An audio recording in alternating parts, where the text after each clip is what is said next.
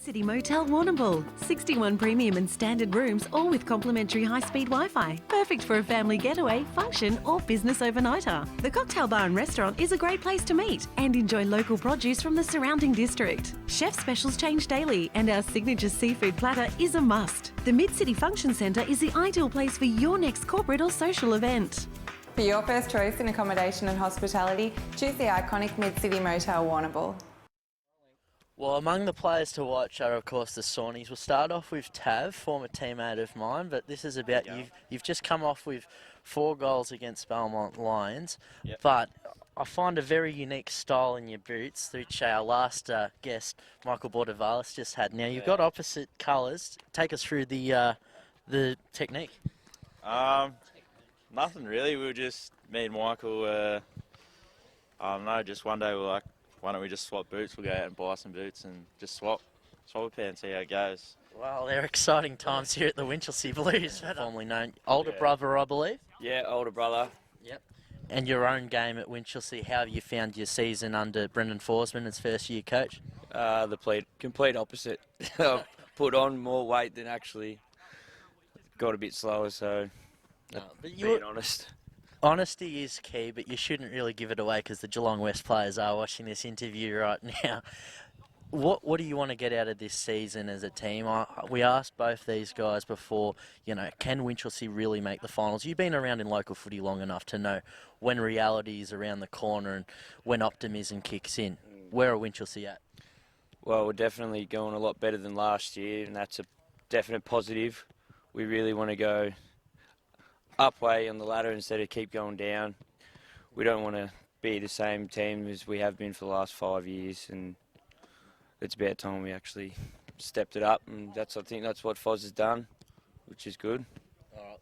Well, I'm going to talk a bit of footy with Foz to finish this segment off, but Bav just had the tackle observation. He reckons he had 2 more tackles than you did on the weekend. You finish off with the right of reply. What's the reality? Well, he's probably right. I don't tackle.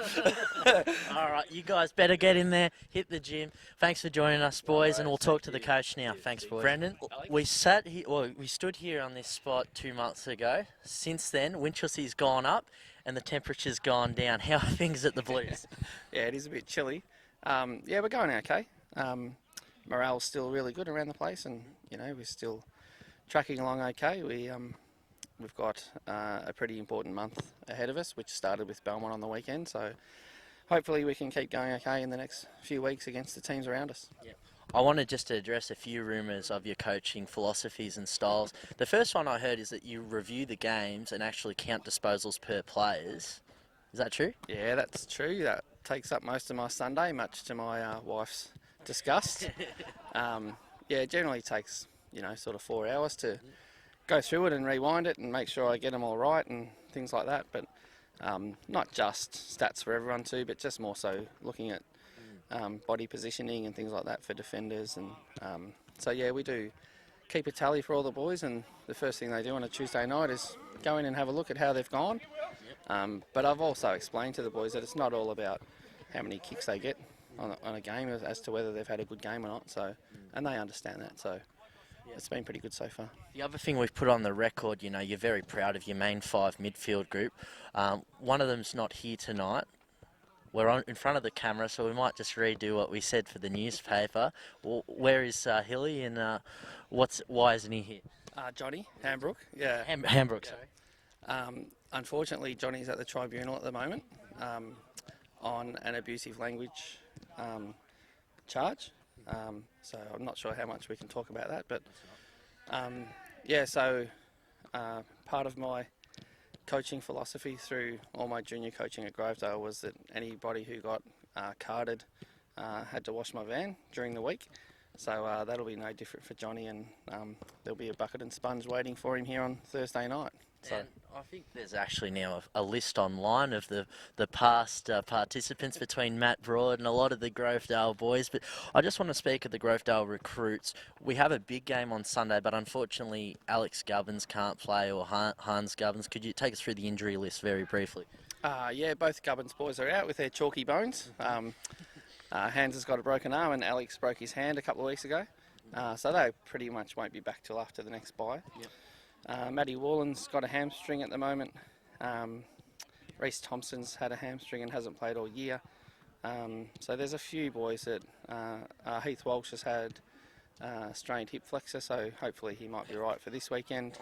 And we got a few boys back last week with Caleb Brown coming back and a couple of the Marcus Oldham boys as well. So we're going okay. Every club's got injuries at this time of year, so we can't use that as an excuse for the way that we're going on the field. So it's pleasing that we've been able to get a look at some other guys that get an opportunity while these boys are unavailable. So.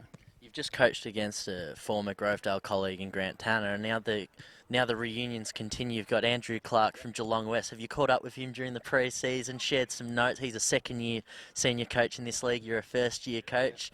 What have you shared? We haven't shared too much. We did catch up, trying to think where it was, at the season launch at Buckley's. We caught up for a chat. Clarky's a ripper fellow. I get on really well with him, and him and I were both assistants under GT at Grovedale, and we both learned how to swear a lot under Grant, so which I reminded Grant of on the weekend. But no, Clarky's a ripper fella. He's doing a great job at West. Obviously, they're in a sort of similar position to us, where they're working from a low base and looking to improve, and they've done really well so far early in the season. And so looking forward to the contest on Sunday. Yep. It's going to be a ripper contest. I'd ask you who's going to collect the most disposals, but Jackson Smith gets 50 every week, so that's a silly question. I'll ask for the first goal kicker. I asked your captain last week. Who's it going to be this week? Oh, that's a good question. I might throw... I reckon Tobias Orney was pretty good on the weekend, and maybe he might bob up for first goal on this weekend. So, that'd be nice if he can get the ball rolling. All right, well, best of luck not only with that prediction, but with what looms to be a massive game here at Sunday. We want as many Winchelsea supporters down here as possible. Absolutely, yeah. It's a standalone game, obviously, in the VCFL game of the round, which is great. So should be a big day for the club, and it's going to be a lot of people here for lunch and things like that. So hopefully we get some great support. All right, thanks for that, and thanks for letting me hold up training by about 15 minutes. All right, enjoy. Sunday. The whole region's coming to Winchelsea. Michael Bordevalis reckons it's just to watch him play. But, mate, let's talk about your recent form, because we didn't see you get a lot of the ball against Belmont. Yeah, had a little injury in the first quarter, so couldn't really get much done after that. And, it was a bit awful, but lucky we got over the line. Yeah. Can you take us through the injury? Obviously, Winchelsea entered the Encompass Cup last week without the Gubbins boys due to injuries. And then in the warm-up, you looked to be in a bit of trouble. What do you think happened? It hurt my ankle earlier in the year, and I went to the doctor on Sunday, and he said just because I've been overcompensating, it's just tightened up on my left side, and that's what caused the knee to get aggravated like it did. So we worked it out on Sunday, and I've been working on it with the physios the last couple of days, and she should be right for Sunday. Yep. How do you find first-year coach Brendan Forsman? We just off the camera went inside the rooms and noticed he actually marks all your players' disposals. I thought that was a myth, but we've had a look, and how'd you go on the weekend? I had two touches. I think it was a kick and a handball, and 2 tackles, which is still 2 more than Chich Sawney, I think, so pretty happy with that. But yeah, Foz is unreal. He's really brought a good energy to the club, and everyone's loving it and getting around him, so it's great to have. You're a great spokesperson, salesman for this great club.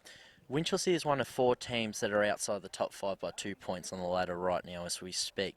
How do you get your supporters over the line and convince them that you guys are ready for finals footy in 2017?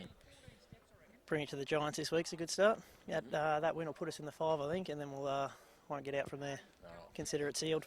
All right. Thanks for joining us, but now Chich has the right of reply, mate. He does, yeah. Good luck to him. Enjoy. A lot of milestones at the Winchelsea Football Netball Club this autumn, and as the season comes to an end, we've got to acknowledge one. Zach, the man to my right, you've got a netball in your hand. You're a star netballer. Take us through your history. So I've been playing at Winch for under-13s for the last 5 or 6 years. I played for Winch, and then I've been playing for Victoria for the last 3 years in the Australian Men's and Mixed Netball Association Championships. That's something you don't hear every week, that's for sure. And look, a lot of people will get to meet you this Sunday. We've got all the stars from the region heading to Winchelsea, but you played for Victoria. It was on Queensland was the venue, and you played against the nation's finest, surely. Yes. New South Wales unfortunately bet us by 25 goals in the grand final, but it was a great week. Over the 5 days we played 10 games and unfortunately couldn't beat them all throughout the week, so they were the better side on the day. your own game personally? What position do you play, and how much thought do you apply into that trait? Goal shooter. So basically, you got to get the goals in for the team. You know, they work their ass off, and you've got to make sure you put it in the goal. And if you can't, well, you got to sit on the bench, I suppose. But I thought I played well this championship compared to previous years. Yeah. Yep. For those that don't follow male netball too much, who is the best player in the region? Because you told me off camera it was yourself. No, it wasn't me. Probably, it's hard to say. The Victorian Opens team is ridiculously crazy, and it's a completely different game to the women's league around. Fast, there's not as much structure into the game as there is with the women's netball, so yeah. Yep.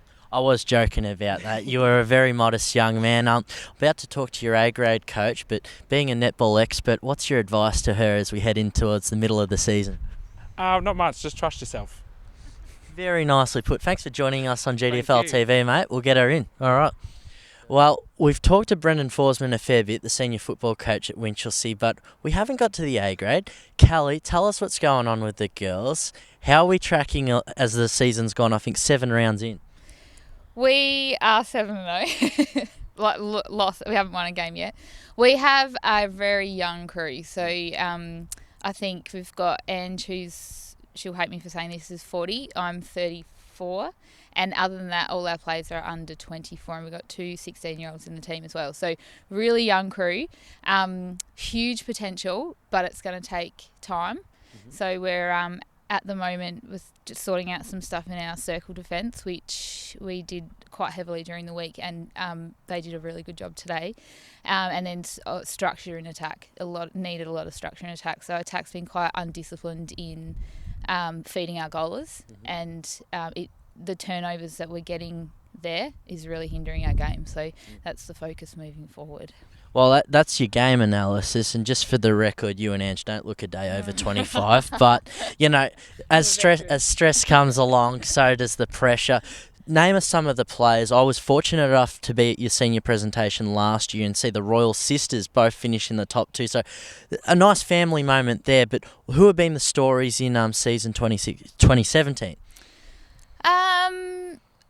She's going to hate me for saying this again. Ange has really come out and had a really good start to the season. Today was the first game we've played with a full squad. Yep. So we've got a new shooter come in who gives us a lot of height in the circle, hugely valuable to our attack, but we haven't had her for quite a few games. So moving forward, I think Liza's really important for us. Ebony Berg, who's one of our under-17s, huge future at the club, and just a massive in for us week in, week out. So I'd say Eb would definitely be one of our stars. And another junior in Connie Royal. So she's been working really hard on some circle defence, and week in, week out she comes up against some huge players, and so she's been really working on her footwork this year to try and tackle that. And so I'd say she's probably up there again this year. Yeah. And I'm glad you pointed out Ebony Burke, because she is in fact the reigning Rookie of the Year, not just for Winchelsea but for the entire netball league, so you'd be proud of that as a club. I want to just talk about footy for 1 second. Joshua, what's the relation? And also 31 disposals today, but he only got 3 in the third term. A bit lazy, wouldn't you think? Crackers was up a bit during the night with the kids, so probably fair excuse. Josh is my husband and has been out here now for 3 or 4 years, I think. So off the back of having little Nala, who's 7 weeks old tomorrow, I come out to Winch because that way he has to deal with the kids on a daily basis, and I'm not just trekking out to netball with 2 of them and he's off to football at another club. So really enjoying the time out here. He has loved playing out here, and credit to him, that's been a tough couple of seasons for him, but this season definitely on the up in comparison to the last couple. And he loves it. He's getting sore week in, week out.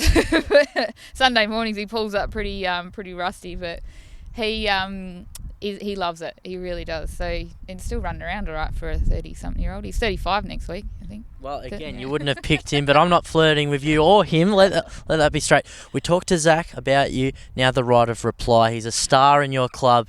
Final words to our star, Zach. Zach has got a huge future at this club, so you wouldn't pick him to be the age he is, to be quite honest. I run a lot. He's has a heavy influence in our coaching right throughout juniors and through the senior squad as well. So I think on a Saturday he starts off at 9:30 in the morning, and he wraps it up at 3:30 when A grade finish, and he's on the bench the whole time. So it's a pretty big effort from such a young kid. But with his experience and his experience away from the club, it brings a huge amount of resource into the club. So I'm really lucky that I can bounce things off him, and we're on the same page most of the time, which is really good. That's it. And you want to be united as a front, so that's for netball and football, male and female in both sports in this day and age. Let's all head to Winchelsea Sunday. Netball starts right from the morning, I'd assume. 8:30, I think, first game kicks off. Okay, The so little unders. So Yeah. for the other 10 teams in the league, we're all having an early night Saturday, and we're all going to catch Winchelsea. Thanks so much for joining us. You're welcome. Thanks, mate. At Buckley's Entertainment Centre Geelong, you'll get the VIP treatment when you join up as a loyalty member. Enjoy all the benefits and rewards just by enjoying the facilities at Buckley's Entertainment Centre. The dining choices at Buckley's are superb, offering daily specials, theme nights, and most of all, exceptional value. The kids can enjoy the large playground while you enjoy dining in the bistro. So whether it's the entertainment, the newly renovated outdoor area, or the great family environment, you'll have a ball at Buckley's Geelong.